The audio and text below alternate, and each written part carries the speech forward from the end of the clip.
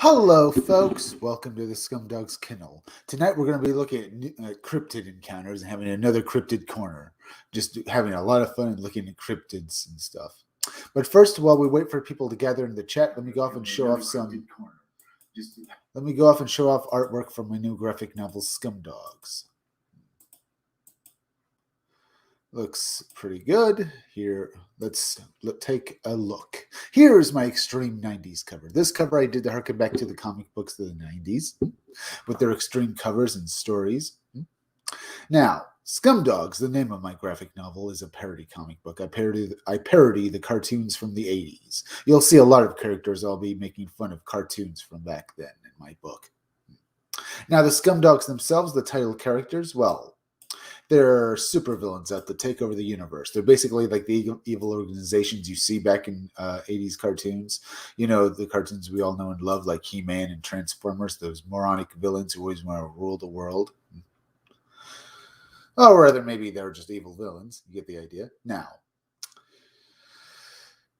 the Scumdogs, well, used to compete in sporting events because we're now... they used to be pro athletes that competed in spring events held with superhuman monsters as the pro athletes. They were called Scum and Dogs because, well, they had to trade in their humanity to become superhumanly powerful monsters. That's why they're called Scum and Dogs, because they traded it. They're not human anymore. They gave it all up to become monsters for money. They did it for fame and fortune. So you get the idea they're not exactly the nicest guys around because they were able to transform themselves into these things just so they could make lots of money and become rich and famous. So they are evil. But what happens when they get banned from sports? Well, the Scumdogs decide to take over the universe. They're led by their leader, Death Mug. He's the purple guy with the male mask over here and stuff like that. He's an arrogant dictator who wants to rule the universe. See, Death Mug is a parody of various villains from 80s cartoons, and you can see in the way he looks. He looks like various villains from 80s cartoons. Like Skeletor from He-Man, he's got a skull face. Like the leaders of Cobra from G.I. Joe, he looks like them as well. Like Cobra Commander, he's got a metal mask. Like Serpentor, he's got gold on him, and he's purple like the Shredder from Teenage Mutant Ninja Turtles. Who you can see on this cover, he's fighting his arch enemy in the Space Forces, Buick Starpoon. Buick Starpoon and his team in the Space Forces are all G.I. Joe parodies. They're also parodies of space opera heroes as well, from space operas, those kinds of heroes and stuff like that. But because they're G.I. Joe parodies, they each have a military specialty, something in the military that they do that makes them stand out from other soldiers. And Buick Starpoon, well, he's a parody of various heroes and stuff like that. He's a parody of Duke from G.I. Joe. But as I said, he's a hard-nosed military guy who's so arrogant he never admits he's wrong. He keeps doing the wrong thing even though it makes everything into a huge disaster. That's Buick Starpoon. He's the guy with the pink pompadour hair. And as I said, he's also a parody of space opera heroes, if you notice his uniform. Anyone on this cover with a similar uniform to Buick Starpoon, you can see his green uniform he's wearing with that little badge, is part of his team and stuff. Now, he's a parody also of, as I said, space opera kind of heroes as well, like Zap Brannigan, Captain Kirk from Star Trek, Buzz Lightyear, or Buck Rogers, those kinds of heroes. Now, we'll take a look at the rest of Buick Starpoon's team in the Space Forces on this cover. Over here, we have this guy with the mohawk. He's another member of Buick Starpoon's team in the Space Forces. His name is Roadhog. His military specialty is that he's an army guy. Before he joined up with Buick Starpoon, he was part of the army and stuff like that and was a soldier. Okay? Then we have this bald guy with a gun down here. His name is Beach Pounder, and this guy in the blue uniform. As I said, Beach Pounder is, his military specialty is that he's a Marine. Just another Marine. He was part of the Marines. Just another Marine. Then we have this guy back here in the red uniform firing off his weapons, driving that heavy vehicle. His name is Blast Tank. He's a heavy vehicle specialist, a tanker. He drives around heavy vehicles with weapons on them, and he does it fighting the Scumdogs. He does it well. He joined up with Buick Starpoon because he needed a tanker and stuff like that to go and help him fight the scum dogs. So you get the idea. All right. Now this cover is one of 3 variant covers you'll be able to back when my Indiegogo goes live. So you have that to look forward to too. It looks pretty good, huh? All right. Let's go over here and look at Girl Friday. Girl Friday is another member of the Wild Rangers.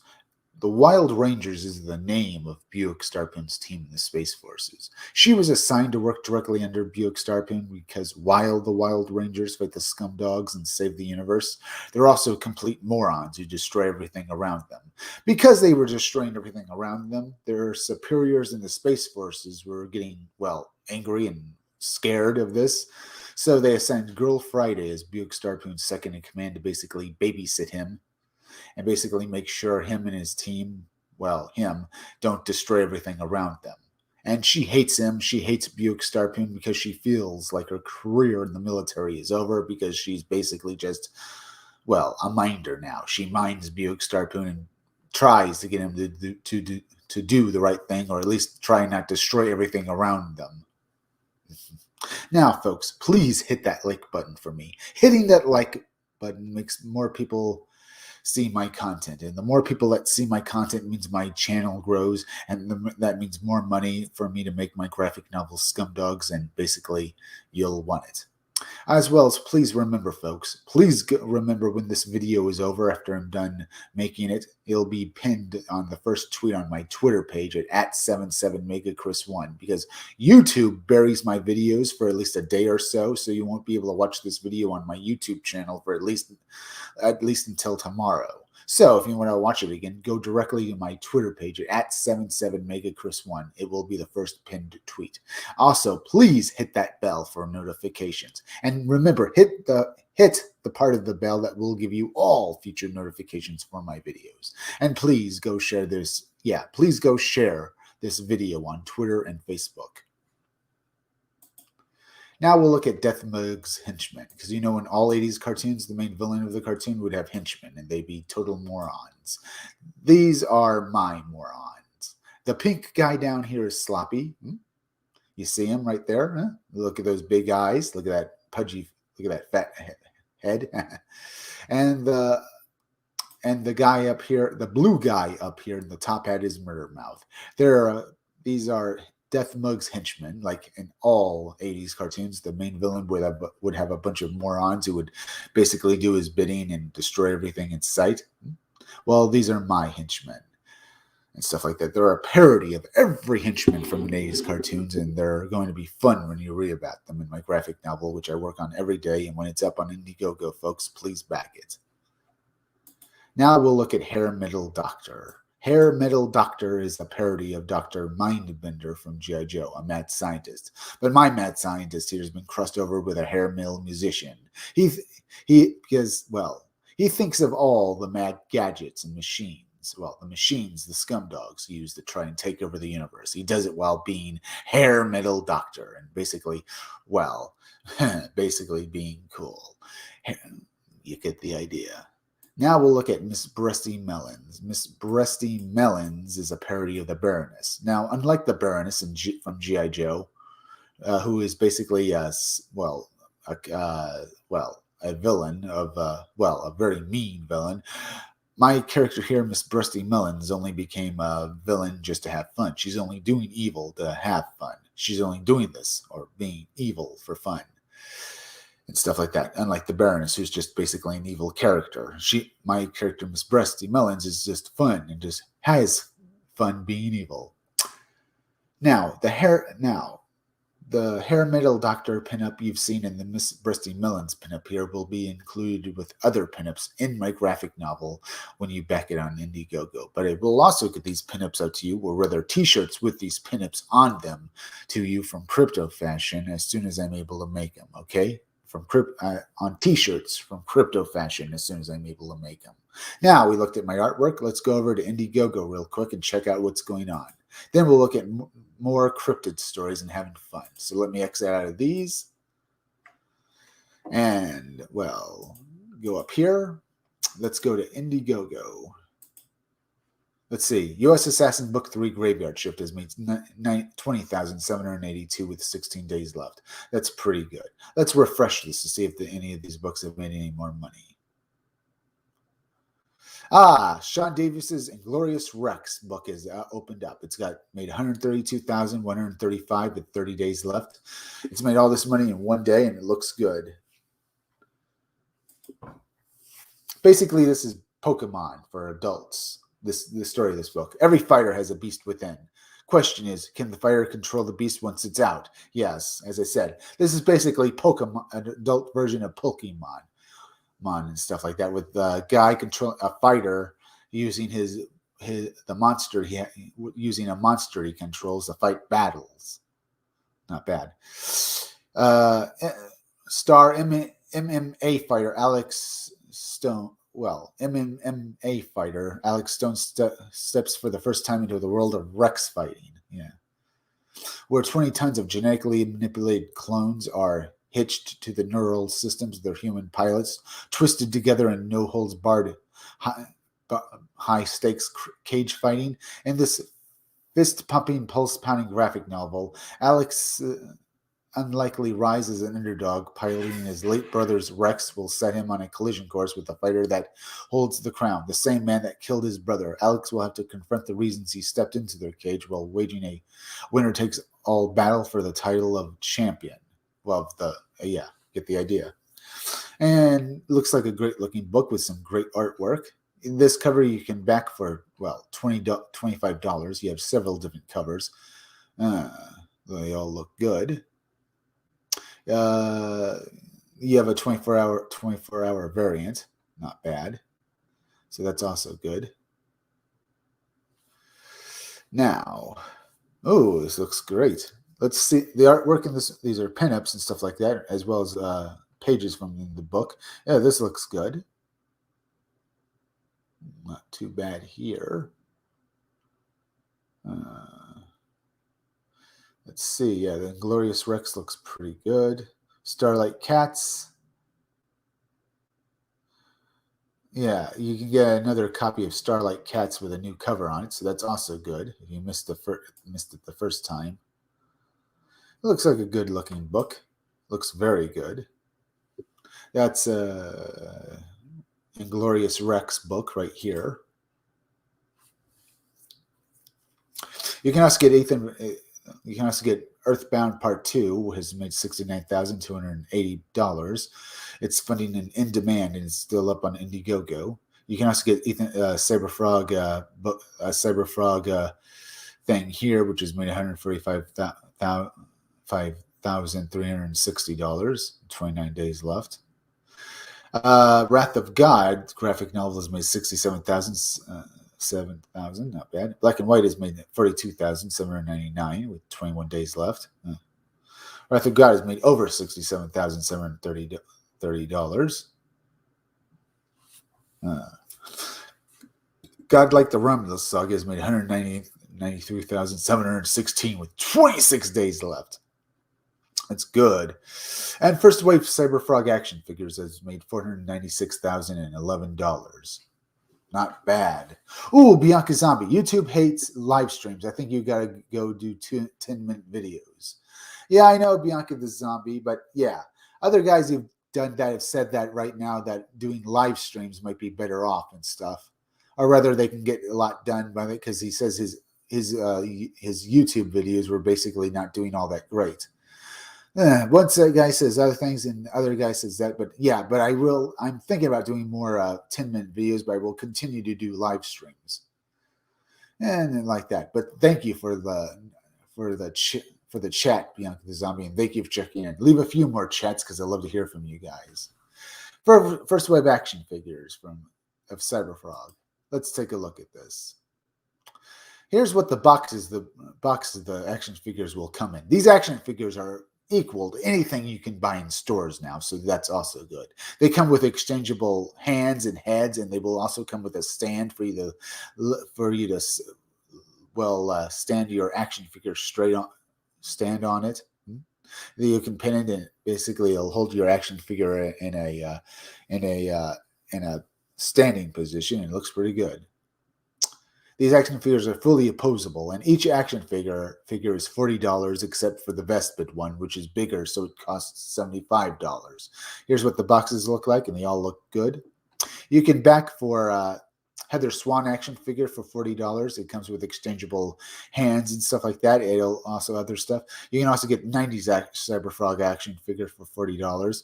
The Vespid action figure, and here's what it looks like, is going to cost you $75. Let me blow this up here. Here's what they look like a little closer on. Here's the Vespid action figure. It looks good. But you can also get 90 modern Cyberfrog. It'll come with exchangeable hands and stuff like that and other stuff. It's fully articulated. It looks pretty good. It's going to cost you $40 for this action figure. All of them look good. Getting all action figures together, Cyberfrog Wave set of 4, is $195. That's pretty good there. And these action figures come with stretch goals.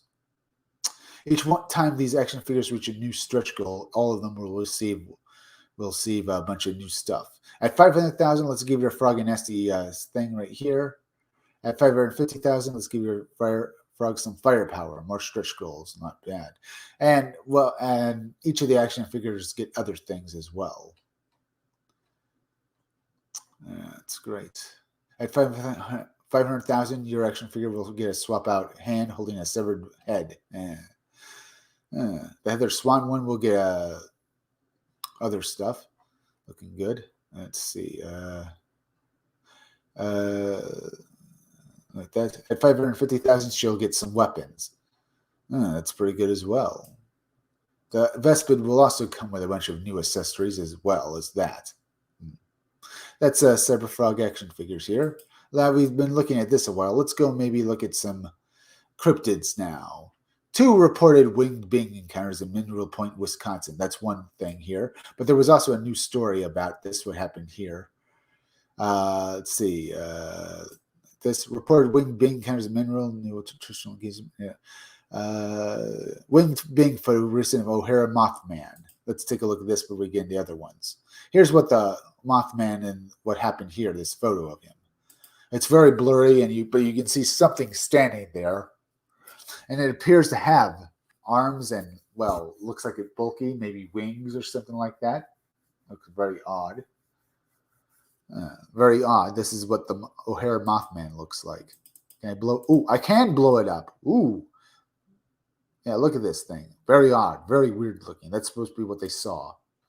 Let's get into this article. Hi, folks. There's been a lot going on with the Phantoms and Monsters Fortune research team recently, especially when it pertains to the O'Hara Mothman. Yesterday, I posted the following image description of a few social media outlets. Let's see. This photo was taken by David Eckhart a while back. I've had a sense that this was a winged humanoid ever since I first saw it. Last night, our ultra-terrestrial contact confirmed that this was indeed a member of their legion who have been appearing at O'Hare International Airport and locations in the region. My associate and I have recently established contact with the unseen ones and continue to advise our team in the hope that a profound discovery will result in full disclosure. These ultra-terrestrials have been among us much longer than we have anticipated. Please continue. Really? You've been able to talk with these creatures? Are we to believe that? Maybe. It's a very blurry photo, but you're saying that you actually met one of these things, huh? The information garnered a lot of response from followers. I'm hesitant to release further revelations at this time. We have been super busy recording, documenting, following up the past few weeks. Our team will have final say on all public releases in regards to the Chicago sightings. For those of you who have been concerned by the ultra-terrestrials' use of the term legion, simply a word used by the ultra-terrestrials to describe their collective, there is no biblical, spiritual, or so-called demonic connection whatsoever. Ultra-terrestrial factions consist of many varieties of beings, including angels. Please bear with us. I realize that most of us, what I'm presenting to you seems fantastical, but for those of you who have followed me over the years, know that I'm a conspiratorial theorist. I received the information present and present it and let you decide for yourself. I'm simply seeking the truth. Any more on this? Wow. That's Wow, that's out there, isn't it? I mean, it could be real. Very. Let's go look at a few more of these winged cryptids and other such things. Oops, that was a mistake there. But yeah, wow. What do you think about this, huh? Sorry, I wanted you guys to see that up what the tweet looked like. Feel free to leave me a few more chats and stuff because I want to hear what you think about these creatures that have been sighted, huh? Two reported winged being encounters in Mineral Point, Wisconsin. Winged being encounters. Wow. But honestly, do you think this is stuff real? Do you think we're actually getting closer to full disclosure, folks? I mean, it seems odd that this should all be happening now, like that. Very, very odd. But it could be true. But it's very interesting to read. But wow, is that ever big to talk about, huh?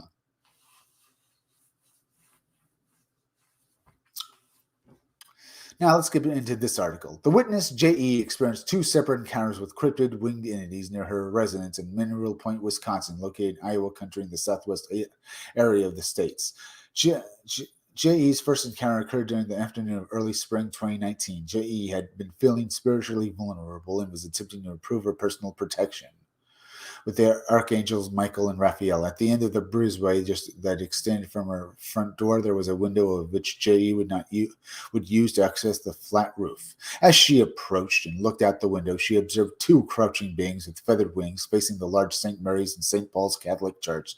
A few blocks behind her apartment building, 2224 Davis Street. Beings seemed to be arguing with each other. Both of the figures were stone gray in color and solid like concrete. J.E. immediately thought of, well, gargoyles.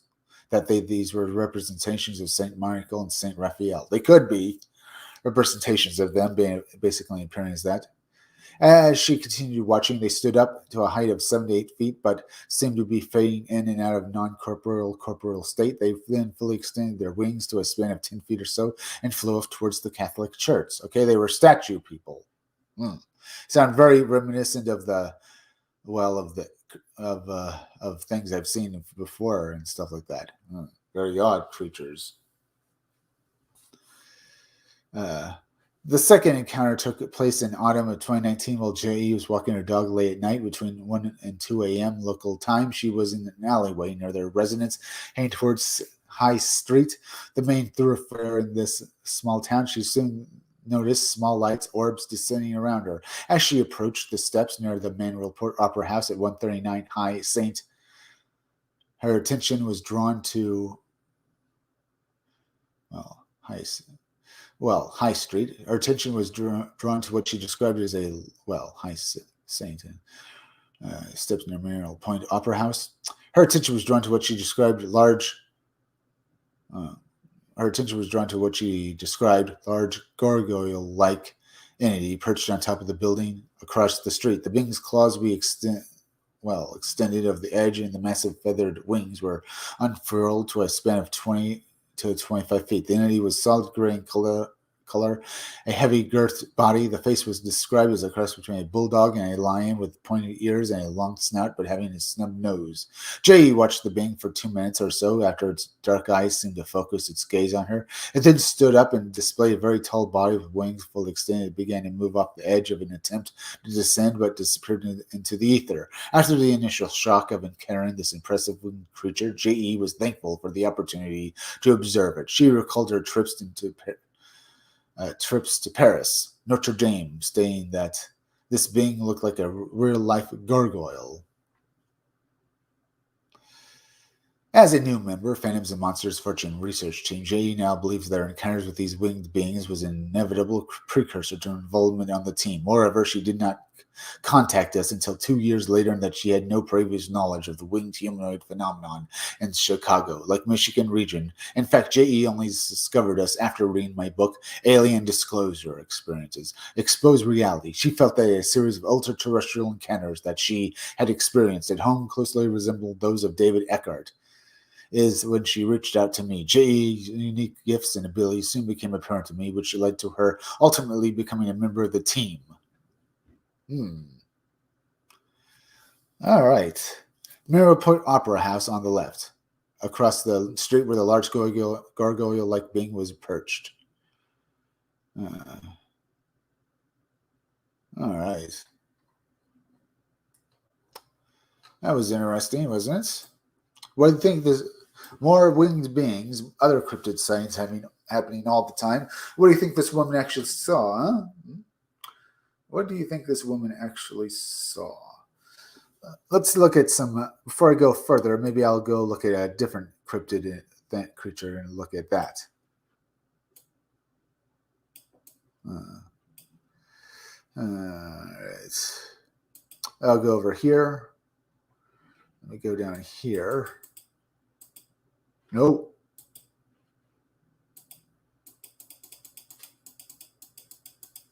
I do this. There's a lake monster I want to look at. Or rather, a river monster. No, a lake monster, I suppose, is what it is. Let's go look at this. Drifter attacked by possible Bigfoot. We'll take a look at that too.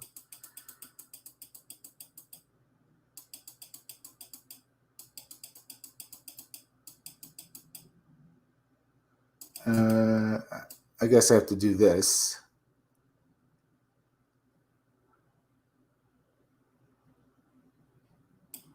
Yeah. Gnome carried home in south central Pennsylvania. Got Pell Crawler, truly bizarre first-hand cryptid encounters. Tree People, Feral Clan, Virginia Shunin, O'Hare Mothman.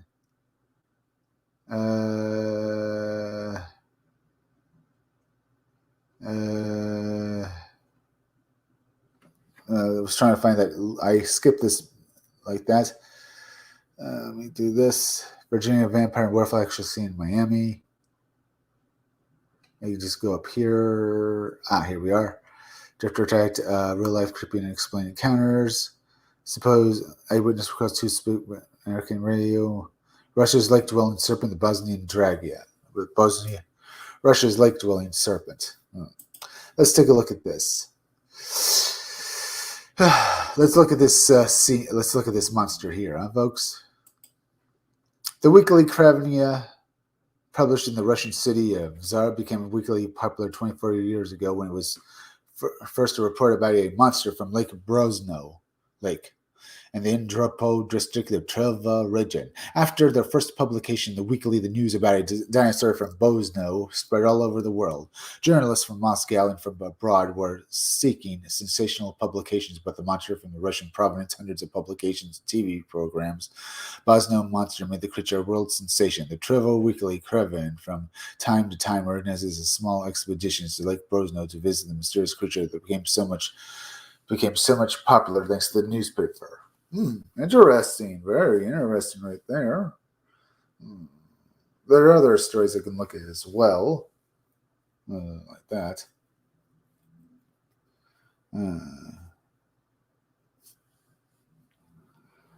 Not bad. Not bad. Feel free to hit that like button, will you, folks? Yeah. Hitting that like button helps me fight the algorithm. And the more people that hit it means my graphic novel Scumdogs comes out all the sooner. As well as, please remember, folks, if you want to watch this video again after I'm done making it and streaming it, please go to my Twitter page at 77megachris1.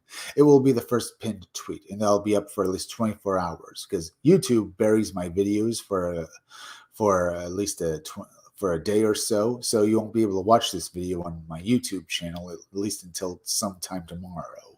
So if you want to watch it after I'm done making this video, go to my Twitter page at 77megachris1. It will be the first pinned tweet. As well as, please go and hit that bell.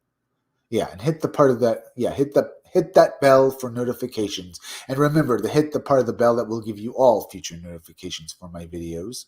And please go share this video out on Twitter and Facebook. Let's finish off this article here.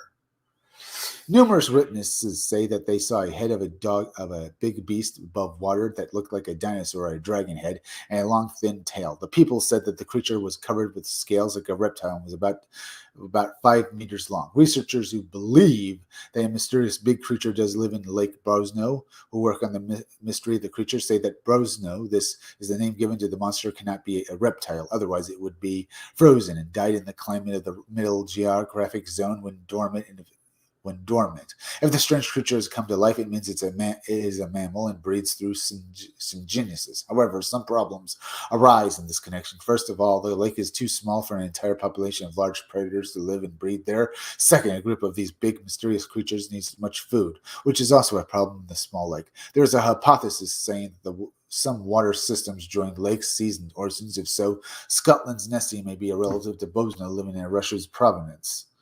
It is rumored that the strange giant creature has been living in the Lake Brosno for several centuries already. One of the legends say that the lake monster scared to death the Tartar Mongol army headed for the Novgorod in the 8th century. Badi Khan stopped the troops to have some rest in the shade of Lake Brosno. Horses were let to drink water from the lake. However, when horses came down to the lake, a huge creature emerged from the water, roaring and started devouring horses and soldiers. The Badi Khan troops were so terrified that they turned back. Novgorod was saved. Old legends, uh, yeah, these things say that that some enormous mouth devoured fishermen. Chronicles mention some sand mountain that emerged from the lake surface from time to time. Once Varangans wanted to hide stolen treasure in the lake, but when they approached the small island, a dragon came to the surface from the lake and swallowed the small island up. The terrible monster disturbed people's minds over the 18th, 19th century. It was rumored that the giant creature emerged from the lake's surface in the evenings, but was immediately submerged when people approached. It is said that during World War II, the beast swallowed up a fascist plane. Today, there are lots of witnesses who say they chance to see Bosno walking in the water. People say that it turns boats upside down, has to do with disappearance of people. Well, disappearances, huh? Everything said by locals and tourists who witnessed Bosno proves that the creature, either a dragon or a dinosaur, does exist. However, some people treat the issue skeptically and still say that the creature may be a mutant beaver or a giant pike.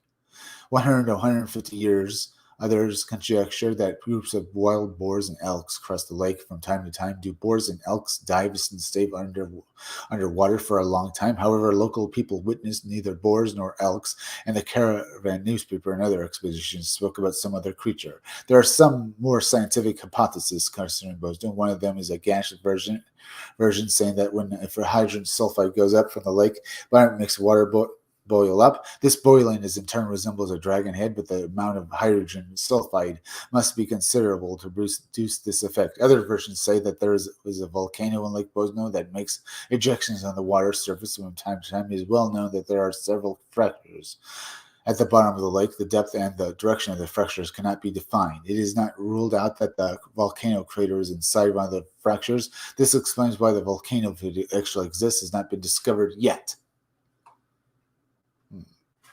Fishermen say that the underwater world of Lake Bosno has a structure of several levels. From time to time, burbots and perches can be found in the lake. This is strange at all that some sorts of fish can be found in the area at all. For example, herring can be found in a lake in Peno district in the Tver region. This is strange that the sea fish may live in the lake at all. Smelt shoals from time to time can be found in Lake Bosno as well. The phenomenon of Bosno can be explained from the physical point of view. Huge smelt shoals are reflected on the water surface. Those refraction of light produces the effect of a huge reptile head. Physicists say that any mirage appears in hot weather. Indeed, witnesses say that they come across Bosno in summer. However, the origin of the strange monster is still a mystery. November 1996, the Caravan Weekly started an expedition to Lake Brosno in the Ver region. The expedition consisted of writers and journalists from Trevor Yukov, head of the Trevor Regional Legislative Assembly's past service. Past service. Assemblies. Nikolay Ichik, journalist, marine conservinko, photographer, and Nadia Jovian, an editor-in-chief of the Caravan newspaper, Gennady Kilmov. In 7 years after that expedition, we would like to know whether the people believe that the creature actually exists. Well, it is interesting. Tonight we're having a cryptid corner, folks. Having some fun looking at various cryptids and creatures and having some fun. Kennedy Kilmov says the lake actually keeps some secret. When the depth of Lake Bosna was measured, it turned out that in some parts of it was 120 to 160 meters deep. It means that Lake Bosna is the deepest in Europe. What is more, the lake belongs to the Perlacal epoch, is why mysterious phenomena are quite possible. The pre-glacial epoch. Why mysterious phenomena are quite possible. And as for me, my concerns about the whole of the story are quite particular. I am interested in the mechanism according to which global myths arise. I say that I am administration of the Interpol district where the lake's situated. Well, have been more of a drought to form an economy of the district. Could this have been more adroit to form the economy of the district, depending upon the Bosno myth? More adroit, to form Bosno myth today. I do not personally care if the creature exists or not, but this is a really precious myth from the point of view of the future. Much is spoken about the monster called Bosno in different parts of Russia and other countries, but nothing is said that we're here in the Ver region where the creature lives. It is believed that Loch Ness creature does exist. The whole of the country where it lives is connected with the creature myth. The nature here is that Ver region is wonderful and pure. There is a unique technology of making and using myths. These technologies will do extremely important in the future. Marine Kravchenko, the journalist, extremely important. Marine Kravchenko, journalist who took part in the expedition, says at first sight the whole of the monster stays, looks like a fairy tale. After the expedition to Lake Bosno, I do believe that the place is actually mysterious. Stories told by the witnesses prove this opinion. Met with local people who were perfectly sane and accurate. What is more, all legends about the mysterious monster can be traced the roots back to the old times. I'm sure that legends and rumors cannot rise out of just basically not existing. Nikolai Ichigik, the head of the Ver Regional Legislator Assembly Press Service, I do not believe in wonders. What we chance to see at Lake Bosno is actually mysterious and incomprehensible. Wonders, huh? If the phenomenon can be explained with the laws of the plant's life, I believe this is a miracle. Indeed, I recall our expedition to Lake Bosno and our attempts to take pictures of the creature is a wonderful journey. This is a wonderful thing that people may have such interesting adventures. May it be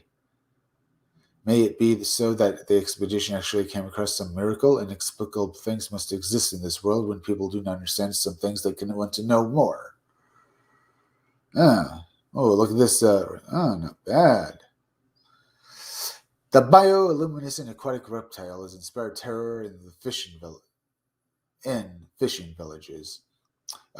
Basically all around Russia's little-known Lake Bosno for generations. Lying just 250 miles northwest of Moscow near Interbol in West Russia, a relatively small body of water known as Lake Bosno, which according to eyewitness accounts is the home of a bizarre glowing reptilian creature. Reports of this luminous beast, which allegedly lurks near the bottom of their lake, date back to at least 1854. That having been said, legends of this aquatic horror have been told and retold for centuries. One of the most famous tales associated with the dragon concerns its encounter with the four Tatar-Mongol army that headed for Novo in the 13th century. Their leader, Batu Khan, allegedly stopped his troops at the shore of Lake Bosno to rest and allow the horses to drink. But when the horses ventured too close to the lake, colossal roaring beast came from the dark water and devoured animals and soldiers alike.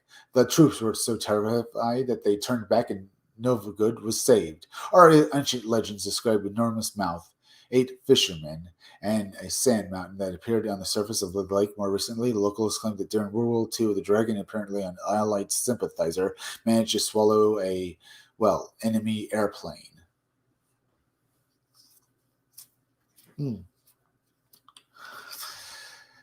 Basically repeating myself here, this article like that describes as being a 16-foot long, iridescent, dragon-like creature with a fish-like or serpentine head. The animal is said to have been spread terror throughout the small fishing communities located not only on Lake Brosno, but situated on the Virgo River as well. This bizarre form of bioluminescence is rare among cryptids and has been reported only in 2 other animals: the winged predators known as the drua, the others being the ropen, both of which are reputedly flying creatures that hail from across the globe. Although most descriptions of Bosno suggest it is reptilian, some researchers believe that due to the often frigid climate around Lake Bosno, this creature cannot be a reptile. They have surmised that the animal is likely a mammalian, although what manner of mammal they do not know. In 1996, Zartas news agency reported that many of the residents of Bosno Lake are terrified of what the local press has dubbed Bosno or Bosnia, and that many of the citizens of these tiny villages have taken to fortifying their homes, as quoted from an article released by Reuters News Service. I'm afraid, said the elderly woman, Vaya, lives on a small lakeside village of Boniek, about 400 kilometers northwest of northwest Moscow. I do not feel comfortable staying in this place. The monster could crawl into my house any day. Although there have been some admittedly blurry and difficult to find photos taken of this creature, not everyone is taking the reports of this animal so seriously. This was evidenced by the flippant remark made by an obviously skeptical scientist, Leomal Bosuko of Moscow's Institute of Paleontology. In the same article, who refused to even entertain the notion of investigating this phenomenon. It sounds like a country fairy tale, the kind of story told over the years in the countryside.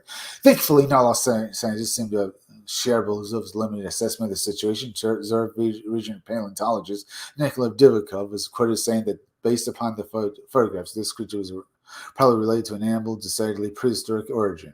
The creature's alleged shape suggested an extinct order of reptiles with teeth like mammalians. The extinct order of reptiles Jokov is referring to is probably of the family known as Semsides, whose teeth were differentiated into molars, canines, and incisors similar to a mammal's tooth. In 1996, an anonymous tourist from Moscow allegedly snapped a picture of this beast after the 7-year-old son screamed that he saw a dragon in the lake. Sadly, this photograph, like so many others, is seemingly impossible to find. In November of that same year, the Caravan Weekly started an expedition to Lake Bosno. This expedition consisted of a journalist, Gokanov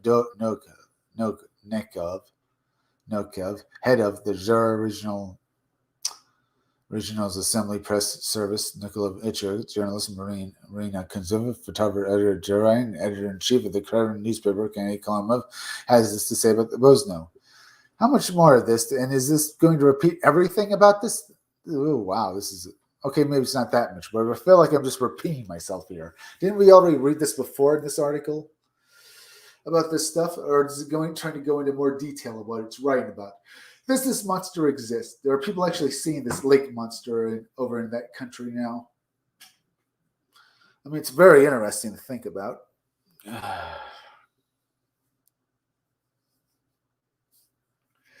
In November of that same year, an exhibition consisted of journalists in the Reserve River Legislative Assembly Press Service, Gazo photographer like that.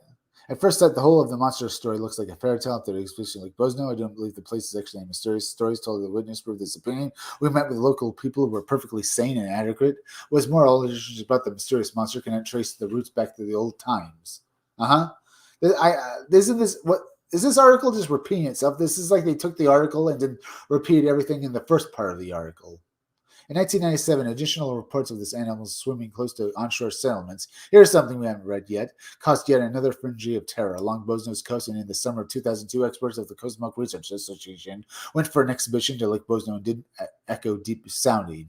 The results of the expedition have yielded perhaps the most bizarre development in this case to date. The Moscow newspaper argument, in fact, this monster could very well be a giant eel. If it's connected to the river, the eel could have gotten in and out at times, and people might just be seeing a giant eel. And that's what these creatures usually are, because they have found giant eel DNA in Ness, like Ness, Loch Ness. as well as other places where these monsters are seen. Additional reports of the animals swimming close to, 97, close to onshore settlements caused yet another frenzy of terror along Rosno's coast. And in the summer of 2002, experts of the Cosmo Post Research Association went for an expedition to Lake Bosno and did echo deep sound. The results of this is yelled. All right. The Moscow newspaper Arguments and Facts interviewed Valimir Chernobov, Cosmo Post coordinator, who discussed this strange discovery they made at the depths of the lake. Okay. Echo deep sounding registered an anomaly. There was a huge jelly-like mass of a railway car sized hanging 5 meters above the bottom. The mass stood motionless. We waited for some time and then decided to make it move. We threw an underwater petard, a low-capacity explosive device. When the device blew up, the creature started slowly going up. We stared at the water, and it was clear there was nothing resembling a monster. However, something unusual was still felt in the lake. Water. Near the bottom of the Lake Bosno, or perhaps deep in the recesses of man's imagination, a monster of huge proportions lurks. Evidence much like that of Scotland's Loch Ness monster is based on a single photograph and a few alleged sightings. The picture shows a panoramic view of Lake Bosno with an object floating in the foreground. As with the Scots Nest, it is not clear whether the object is a large log or something more ominous. From the deep, I'm afraid, said one elderly woman. Vair lives in the small lakeside village of Bono, about 250 miles northwest of Moscow. I do not feel comfortable. We read that part before. It was big like this, said Tanya, another grandmotherly type who believes the creature hides from humans near the lake bottom. I saw a head like a fish and big. She attacked a snake-like. She basically drew a snake-like head rising from the wire with a large eye on the side. Tourists from Moscow camping at the lake added to the legend by taking a photograph after their 7-year-old son shouted out that he had seen a dragon monster. A newspaper in the newest major town recently published this photo, and the story was picked up in this local media. It is completely possible that this creature, which you see in this photo, is a relative of the famous Loch Ness monster, wrote the newspaper. Caravan One locals who believe in the monster, and there are certainly a fair number of skeptics, say it much like a serpent. And one report estimated the length of 5 meters, 16 feet. This alleged sightings are not prompting scientists to rush to the attractive lake surrounded by trees and conduct tests. However, it sounds like a country fairy tale, the kind of story told over the years in the countryside, said Ludmila Boskov, Mila, an expert at Moscow's Institute of Paleontology regional media, and said there was a written reports of sightings in the monster dating back to the 19th century. The legend is sorry about that, folks. Even older, but a group of news journalists visiting the lake this week saw no sign of the monster. Nikolai Podorov, Binyuk of Russia, December 14th, 1996. But Tanya, grandmother, and her husband, whose house is meters away from the shore, claimed to have seen the monster on more than one occasion. Tanya shook at Reuters television camera crew to the lakeside site. From there, she claims to have seen the monster. Only saw a head of this creature, so is not scared at all. She said while trying to draw the beast, it is not at the bottom of the lake deep and is hiding from the winter colds. They explained local press reports describe a creature about 5 meters, 16 feet long, living in Lake Bosno, 8 kilometers, 50 miles northwest of the Russian capital. Northwest of that city, and have published northwest of Moscow, have published photographs. They are too indistinct to be convincing, according to some experts. Natalie, professor of biology at Moscow State Zoo, says it's absolutely impossible to say what kind of animal the monster might be without examining it. However, one Lake Bosno, guy who lives there from Lake Bosno, Prabha Nadia, grandmother Nadia, is terrified of the beast, fearing that it will crawl. Read that before. A local press report describes the creature from about 5 meters long. It recorded a local paleontologist. The first saying creature's alleged shape is suggests an extinct order of reptiles. Nikola Dilkov is saying the creature's alleged shape suggests an extinct order of reptiles with teeth like mammals. Recent paleontological excavations at Russia's old lake from the tectonic region, like Lake Bosno, are reported to have provided evidence to a theory linking the Bosno monster to prehistoric dinosaurs. Near the Siberian lake of Sokozo, paleontologists are said to have found remains of a prehistoric creature quite similar to the description of Bosno's Babosa cavis. Okay. That's interesting to read through.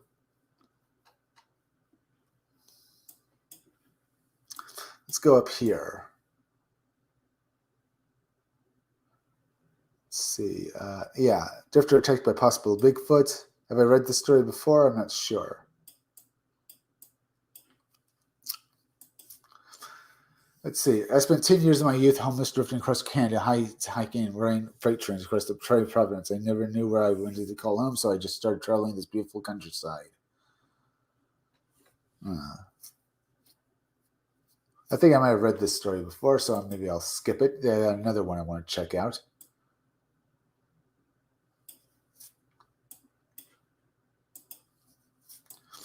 All right, let's go over here.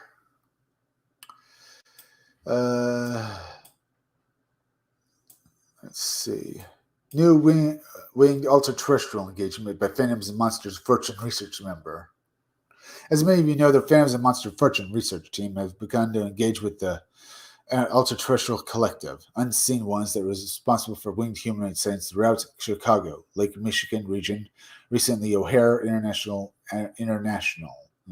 Last evening, on Friday, September 3rd, 2021, Phantoms and Monsters Fortune research team members,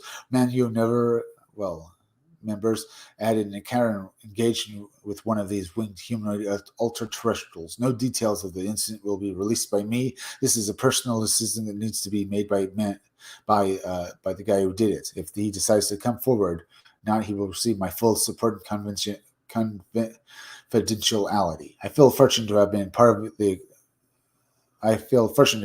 experience.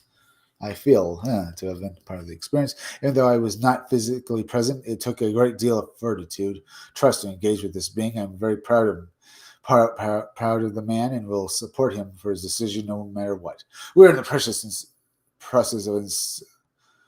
of interesting.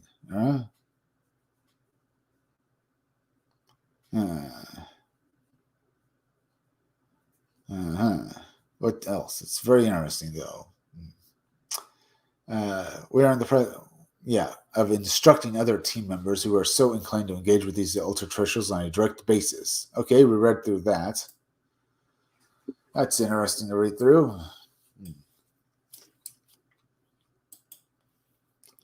Very interesting. Let me go look at some more articles.